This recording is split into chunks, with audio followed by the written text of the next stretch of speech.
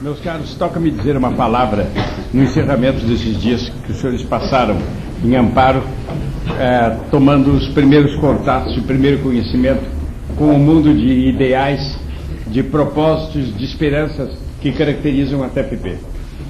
Essas palavras não podem deixar de ser em vista do fato de que vós deixais Amparo, voltais para as vossas vidas de todos os dias em São Paulo, e assim como entrando em Amparo, vós tivestes a impressão de que erais transportados para um mundo novo e ideal, em que se falou, senhores, de força, de agilidade, de dignidade, se falou na grandeza de Castelas, se falou em quantas coisas maravilhosas.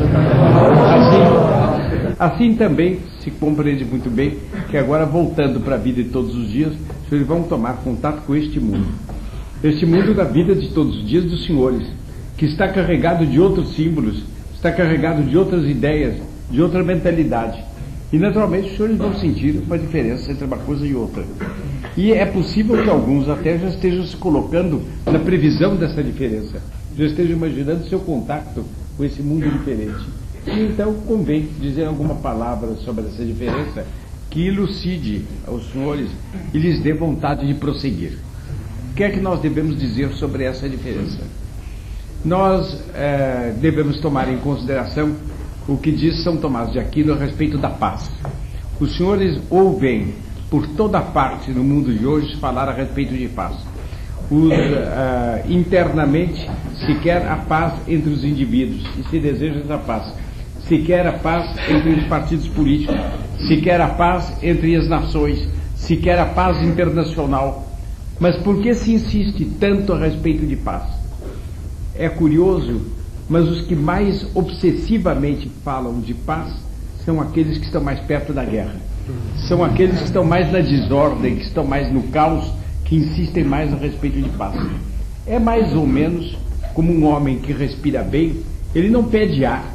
Ele está respirando, ele não pede ar.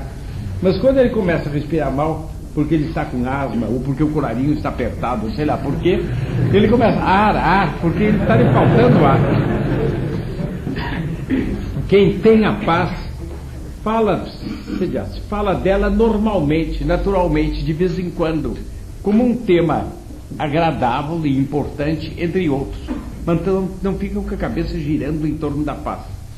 Quem, pelo contrário, fala muito de paz, está obsedado pela paz, é aquele que não possui a paz.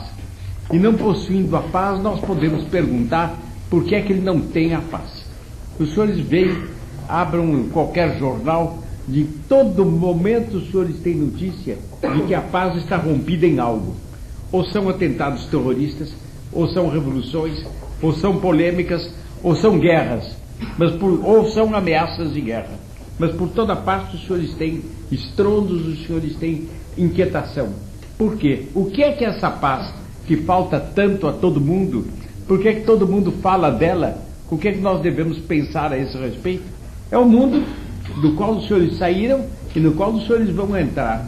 Convém dizer uma palavra a respeito disso para preparar a transição. São Tomás de Aquino define muito bem a paz. A paz é a tranquilidade da ordem. Quando uma certa coisa está em ordem, nasce daí uma tranquilidade. Essa tranquilidade se chama paz. Quando uma coisa está em desordem, pode haver tranquilidade, mas essa tranquilidade não é paz. Eu vou dar aos senhores uma aplicação em que o meu pensamento facilmente se tornará inteligível aos senhores. Os senhores pensem na respectiva mão. É a última coisa em que iriam pensar durante uma reunião da TPP na própria mão. Ela daqui. Por que é que os senhores não pensam nela? Porque ela está tranquila. Por que está tranquila? Está em ordem. Mão saudável, está em ordem, é paz, é ordem na mão. Isso é paz. Todos os ossos estão no lugar, todos os músculos estão no lugar, o sangue está circulando normalmente, não há nenhuma doença na pele, há paz na mão. Resultado, a gente nem pensa na mão, a gente cruza a mão e está pensando em outra coisa. É paz, é a tranquilidade da ordem. De onde é que vem uma mão que esteja em desordem? Pode ter tranquilidade? Uma aparência de tranquilidade pode ter. Se um rapaz quebra um osso, ou tem uma torcida muscular muito forte, está com uma dor muito violenta, o médico pode começar no pronto-socorro por meter uma injeção. A injeção anestésica suprime a dor. Tem paz naquela mão? Não. Está indolor. Não é paz. Porque não se compara a sensação que tem um homem com a mão anestesiada com a sensação que lhe dá a sua mão normal. A mão normal não dá sensação. Aqui está. A mão anestesiada é desagradável, pesadona. Ela não dói. A dor foi supressa. Ela não tem a verdadeira paz. A paz é a tranquilidade da ordem. Se a paz é a tranquilidade da ordem, nós não procuramos a paz para o mundo e não a encontramos enquanto não procurarmos e não encontrarmos a ordem. Não adianta. Se as pessoas estão em desordem, não haverá paz entre elas. Pode haver uma pessoa muito agradável que distraia os outros, anestesie, por assim dizer, os outros. Se uma pessoa é divertida, interessante, a gente presta atenção nela, naquela hora não briga. A pessoa deixa de estar lá, começa a briga. Se uma pessoa é muito mandona, os outros podem ficar quietos de medo, mas aquilo não é paz. Aquilo é paz de prisão, está cada um na sua prisão. Abre as portas e todo mundo sai correndo. Numa prisão não há paz. A anestesia em geral, para a ordem de hoje, os senhores sabem como chama? Televisão. As pessoas não se entendem, não sabem mais conversar. O resultado é que a primeira coisa que fazem quando estão juntas, tocam uma televisão. Quando corta a televisão, começam a se olhar uns para os outros e não tem que conversar. Se tem que conversar é contar piada, dizer imoralidade ou brigar. Pelo menos, se a conversa não é o tempo inteiro é essa, com que frequência, neste ou noutro ambiente, entra isso. Peguem rapazes da idade dos senhores, quando estão juntos, se não tem televisão ligada, que é mais ou menos o que sai é isso. Por quê? Porque não há ordem. No que consiste a ordem? Aí os senhores estão vendo que se impõe um problema em que ninguém pensa, porque hoje está se perdendo o hábito de pensar. Quase ninguém pensa. Todo mundo fica continuamente com a cabeça no mundo da lua, não raciocina. E não querem que a gente raciocine. Não haverá paz, não haverá bem-estar. Nós não seremos no convívio dos outros, como são os dedos com a mão, enquanto nós não tivermos ordem. O que é ordem? O que é ordem? O que é ordem dentro de minha mão? Para voltar a falar da mão, a ordem de minha mão consiste em que cada elemento constitutivo da mão, portanto, cada dedo, cada músculo, cada osso, cada vaso sanguíneo, tenha uma colocação e uma disposição de acordo com o seu fim. O fim de nossos dedos é pegar as coisas. Convém que tenha unha na extremidade para uma certa proteção. Por isso Deus criou o homem com unhas na extremidade. Mas, como o homem não é uma fera, convém que ele não tenha garras. Como pode um homem que tenha garras como uma simples fera tomar um copo e beber? Mas como pode uma fera que não tem inteligência fabricar um copo para beber? O homem que é inteligente sabe produzir um copo e sabe pôr água e sabe beber. Para o copo que ele usa porque é inteligente, ele não precisa de garras, ele precisa ter unhas fáceis de aparar, delicadas. Imagine eu, ferreiro, cada vez que tem que cortar as unhas. Não acaba mais? Que pesadelo uma casa com um alicate de cortar garras. Não vai? Não funciona?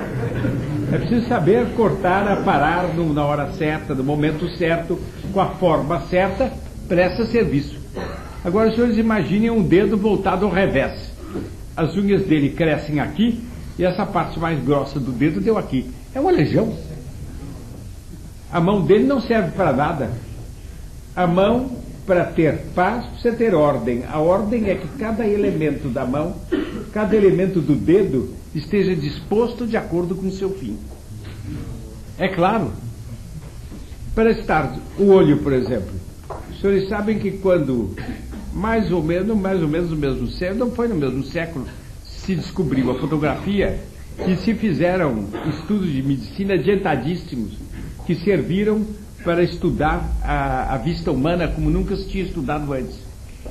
Quando se estudou bem a vista humana, verificou-se que ela funciona de um modo muito parecido com uma máquina fotográfica. Quer dizer, tudo é tão bem disposto que leva uma fotografia, uma imagem perfeita da coisa, para a retina. E a retina leva para o conhecimento do cérebro. Quando a finalidade de cada elemento dentro do olho é produzir esta imagem perfeita que toca a retina e que me dá a mim o conhecimento daquilo que eu estou vendo. Quer dizer, é o normal, é o direito.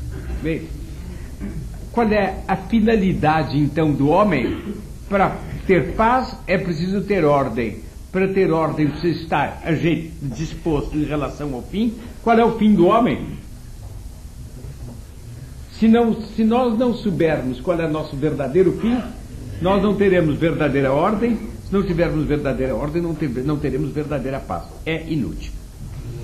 Por mais que façam discursos, tratados, poesia, música, o que quiser, se não houver isso, não está feito. Qual é o fim do homem? Alguém dirá, o fim do homem é gozar a vida. Poucas pessoas dizem isto. A imensa maioria das pessoas vive como se isso fosse verdade. Ainda agora, eu me impressionei. Eu fui fazer uma viagem entre Rio e Petrópolis e entrei pela estrada que conduz de Rio a Petrópolis. E vi como o Rio tem crescido.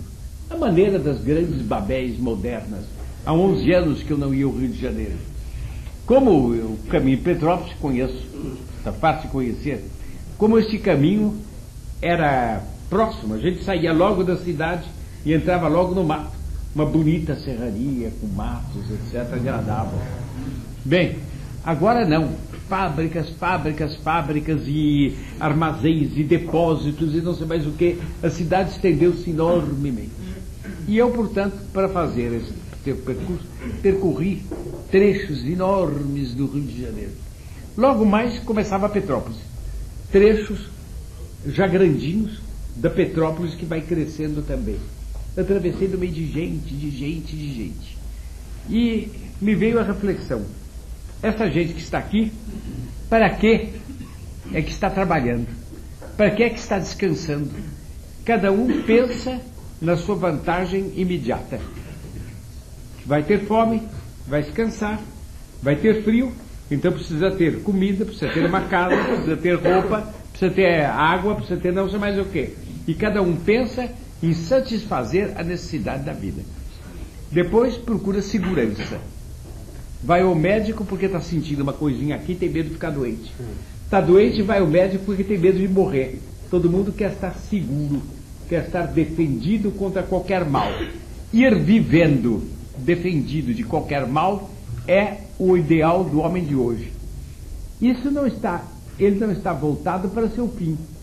Porque o fim do homem, o homem não é uma máquina de não fazer nada, de servir-se só a si próprio. Ele tem que servir alguém, tem que estar orientado para um fim. Qual é o fim do homem? Se eu parasse qualquer daqueles homens que eu via transitando pela rua e dissesse a eles o que eu estou dizendo aos senhores, o senhor tem 15 minutos, eu lhe pago uma cerveja no bar.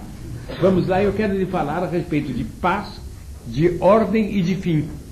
Talvez para beber cerveja ele fosse comigo. Mas assim que ele tivesse bebido o último gole da cerveja gratuita, ele ia embora.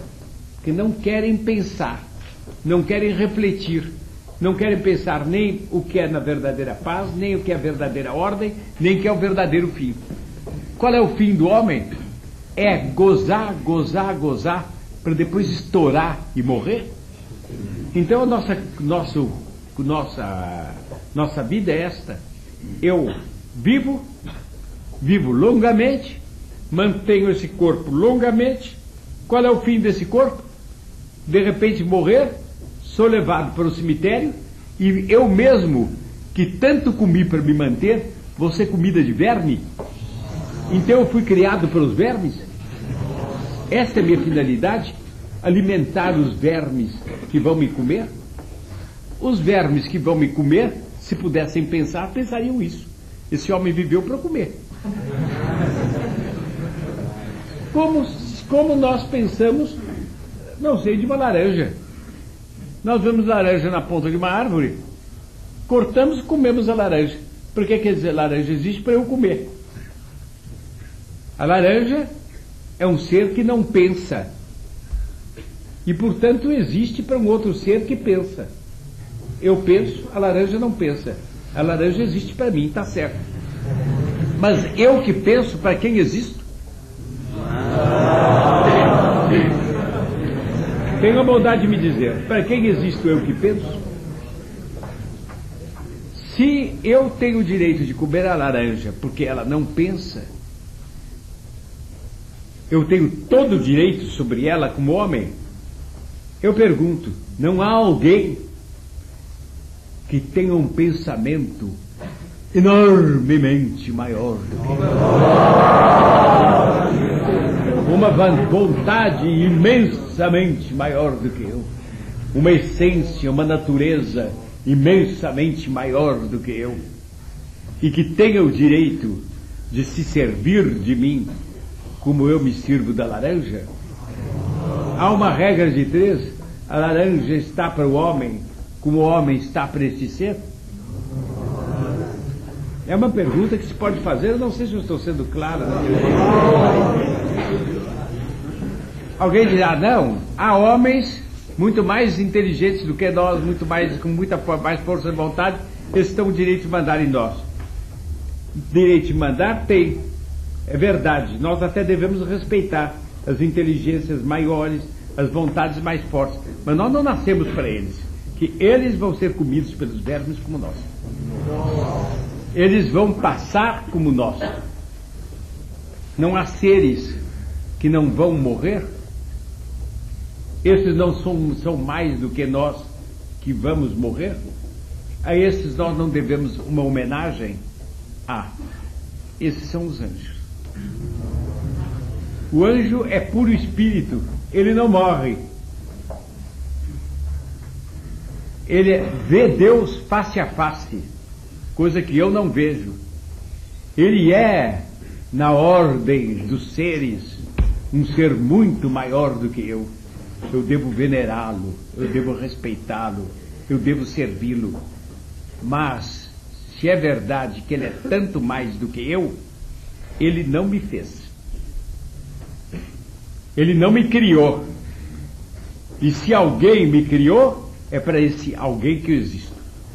Eu não era, e um momento, alguém onipotente diz, se, e eu fui.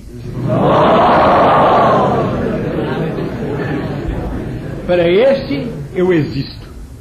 Este é o meu fim. Este fez o anjo também. Eu devo servir o anjo, porque o anjo deve servir a este que me fez. Quem me fez é a este que eu devo servir. Vou lhes dar um exemplo, os senhores vão entender que é a coisa mais natural do mundo. Os senhores imaginem que um dos senhores tem a dote de escultor muito comprovados. Está viajando de automóvel pelo interior e de repente falta gasolina ou furou pneumático, sei lá, porque todos que estão do automóvel descem. Sentam-se à beira de uma árvore enquanto esperam que um automóvel que passou vá pegar socorro na cidade. Corre um riachozinho e tem um lamaçal. Aquele que tem talento vê aquela lama e precisa distrair. Durante esse tempo modela um boneco de lama. Está o boneco ali. Ele adquiriu uma propriedade sobre aquele boneco. Por quê? A lama não é de ninguém, está ali avulsa. Ele exerceu sobre a lama o trabalho dele. E aquilo que era nada, era mera lama, passou a ser uma obra de arte. De que arte? Da arte dele. Ele imaginou, não sei, ele imaginou um mocinho da idade dele. E modelou o mocinho. Vamos dizer que até ele esteja vindo de Amparo e tenha modelado o mocinho com escapulário. E tenha resolvido levar para casa como lembrança. Ele modelou o mocinho, ele ficou dono daquilo. Por quê? Porque ele fez e a gente é dono daquilo que faz. A lama não era de ninguém, foi dada por Deus para quem passasse ali perto. Ele pegou e fez, Deus deu-lhe o talento, ele fez. Senhores, imaginem que por uma coisa inconcebível, aquele mocinho se animasse e fugisse. Ele segurava. Que isso, você é meu? Me sirva aqui. Não é tanto natural. O mocinho diria, não, eu nasci para gozar a vida. O que a gente diz? Eu sou sem vergonha.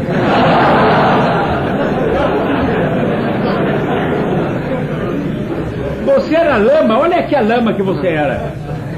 Se não fossem essas mãos, e agora você se revolta contra mim, tá bom, eu vou te quebrar e você vai virar ser lama de novo. Uma tapona, o mocinho vira lama e joga a lama no riacho. Despaça-se, não quero mais disso. Ele agiu ou não agiu bem? Agiu. Que história é essa? Os senhores conhecem a história de Deus 3 vezes santo, uno e trino, infinitamente perfeito, que fez tanto mais do que esse mocinho. Ele criou o universo inteiro, criou, portanto, o mundo. No mundo ele criou, ele fez um boneco de barro, e nesse boneco ele insuflou a alma, é o homem. E deu ao homem o poder maravilhoso de se multiplicar. Mas cada vez que um homem gera o outro, um corpo gera outro corpo, a alma é dada por Deus. As nossas almas são criadas diretamente por Deus em determinado momento de nossa gestação. Senão, nós não éramos nada, não tínhamos nascido. Ele nos dá alma e nós nascemos. Quem é nosso fim? Deus. Para Deus nós existimos. Nosso fim é Deus, é servir a Deus. Está acabado.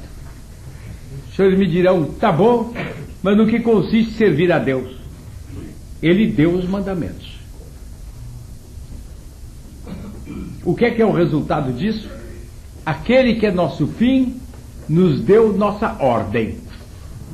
Ordem é isto. O que é que vem a ser ordem? O que é que são os 10 mandamentos? É o modo pelo qual o homem deve proceder por causa da natureza do homem. A nossa natureza é feita de tal maneira que, se cumprirmos aqueles mandamentos, tudo quanto fizermos dá certo. Se nós não cumprirmos aqueles mandamentos, tudo dá errado. Inexoravelmente errado. Os senhores tomem um lugar onde todo mundo cumpre na perfeição os 10 mandamentos. Não pode haver vida mais feliz nem mais perfeita. Todos obedecem a Deus, todos adoram, todos se amam uns aos outros, nenhum mente para o outro, ninguém tem inveja do outro, todo mundo procura cumprir o seu dever, procura seu próprio bem, mas de um modo moderado, de maneira a servir para o bem dos outros. Tudo se compõe numa ordem perfeita. A vida é uma música.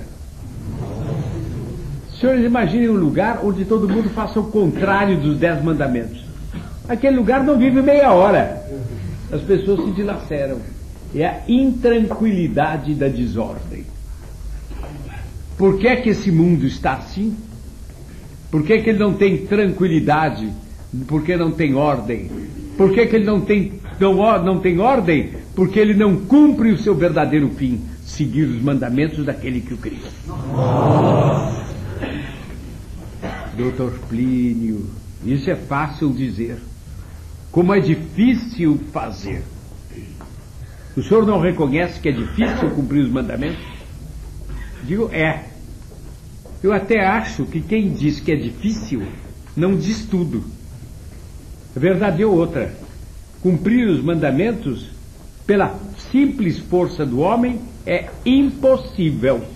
O homem peca. Por causa disso, precisa auxílio de Deus. E para isso ele reza. Daí vem a oração. Nos obtém a ajuda de Deus, uma força em nossa alma, aonde, ainda que nós queiramos o mal com muito ímpeto, nós dizemos, não deve ser, porque esta não é a vontade de meu Criador. E, portanto, não farei, por mais que me custe. A gente dirá, doutor Plínio, tudo muito bonito, mas há outra dificuldade. Eu me sinto tão longe de Deus. O senhor pintou um Deus tão perfeito, tão excelso, e eu, uma lama a quem Deus soprou o Espírito. O senhor disse há pouco. E ainda mais que vira e mexe peca se Deus não ajudar. Como é que eu consigo forças? Eu não mereço essas forças. Eu disse, também sei. Também sei porque todo mundo é homem. E todo mundo, em alguma idade, passa por dificuldades extraordinárias. Como é que consegue ter força? Deus nos deu por mãe a própria mãe dele. E nos ensinou que ela é mãe, mas não é só mãe, é mãe de misericórdia, toda feita de bondade, que ela é nossa vida, ela é nossa doçura, é nossa esperança. E que ela nos ajudará ainda quando não merecemos, só porque nós dissemos para ela, salve rainha, mãe de misericórdia. Ela vem cheia de bondade, cheia de ternura, e nos dá uma força que nós não tínhamos, um perdão que nós não merecíamos, e continuamos o nosso caminho. Assim, para acabar essas palavras que duraram demais, eu não farei, senão de mais uma vez, recitar com os senhores, Salve Regina, Mater Misericórdia. Eu lhes desejo toda forma de perseverança e entendam bem, se os senhores querem servir a Deus e fazer bem a este mundo, rezem a Nossa Senhora. Tudo se arranjará em torno dos senhores e os senhores ganharão por Nossa Senhora uma grande batalha. Vamos adiante, meus caros. Salve Regina, Mater Misericórdia, Vita do Céu, da nossa salve. Até que la mamma lieve, vale. E a erva da nossa misericórdia, docta nos converte,